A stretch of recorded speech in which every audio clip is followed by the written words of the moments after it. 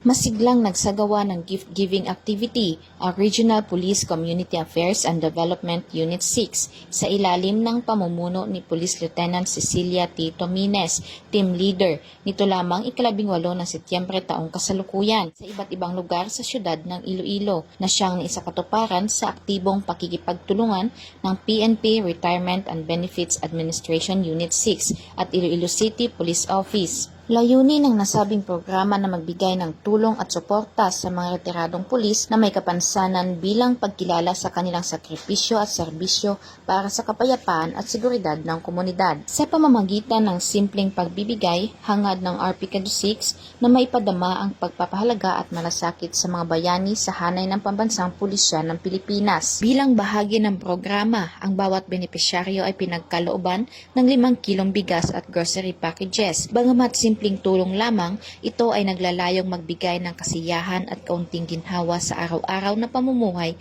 ng mga retiradong pulis at kanilang pamilya. 3 retiradong pulis ang napiling benepisyaryo ng aktibidad, kabilang dito si Retired Police Master Sergeant Fidel Layo Mosquito, 65 taong gulang, na nawala ng binti at nasugatan habang nasa aktibong tungkulin ng paghain ng warrant of arrest. I encourage all able body kag kung capable kag kung inang qualified magsulod sa police join the PNP.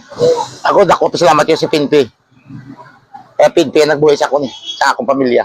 Kabilang rin si Retired Police Executive Master Sergeant Violeta Alifante Edano, 73 taong gulang, na kasalukuyang bedridden at nangangailangan ng tuloy-tuloy na pag-aalaga, at si Police Staff Sergeant Norberto Gafati Faunilio Sr., 67 taong gulang, bedridden at kasalukuyang lumalaban sa malubhang sakit.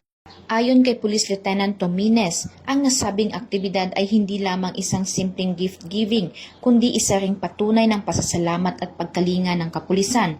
Dagdag pa niya, nararapat lamang na bigyang pugay at tulungan ang mga dating kasamahang nag-alay ng kanilang buhay at panahon para sa kapakanan at kaligtasan ng sambayanan. Sa ganitong mga hakbang, higit na naipapakita ng Philippine National Police ang kanilang malasakit at dedikasyon sa kapwa nila lingkod bayan at sa sambayan ng Pilipino, dahil sa bagong Pilipinas, ang gusto ng pulis, ligtas ka.